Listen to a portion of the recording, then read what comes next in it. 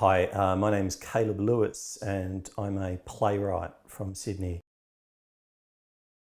And in the past 5 or 6 years, I've become increasingly interested in creating smaller, immersive, more participatory works that revolve around audience involvement and activation. And that's one of the things that I've come here to explore with Blast Theory. I'm working on a phone-based app called The City, and The City is an immersive real-time app which offers a glimpse into the lives of one of 4 different fictional characters which the player is able to interact with, offer advice, and steer through the city all via SMS.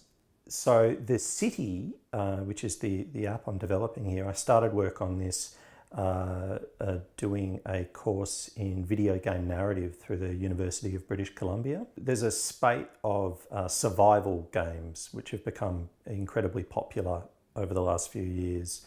And usually the aim in these games is that you'll be in some kind of apocalyptic scenario and you need to survive the zombie invasion. And these games are incredibly popular, and yet I kind of noticed that there are people every single day who are having to survive, and then not in situations in which there's very little around them. In fact, they're surrounded by plenty.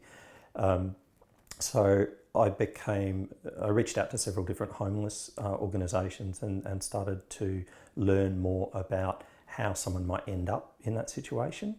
And the aim of this interactive experience is to kind of raise awareness about that and to get people to consider what it's like, what it might be like to attempt to get by when you don't have access to a lot of the traditional support networks and structures that we take for granted. So one of the things that I'm interested in with The City is exploring powerlessness. Often, traditionally, video games deal with power fantasies. It's all about getting the biggest sword or the biggest axe and killing the biggest monster and conquering the castle and claiming the princess at the end. And I'm interested in exploring the opposite of that and what happens when the victories in the game are so small, and yet these characters have so little power that the smallest victory is still significant to them.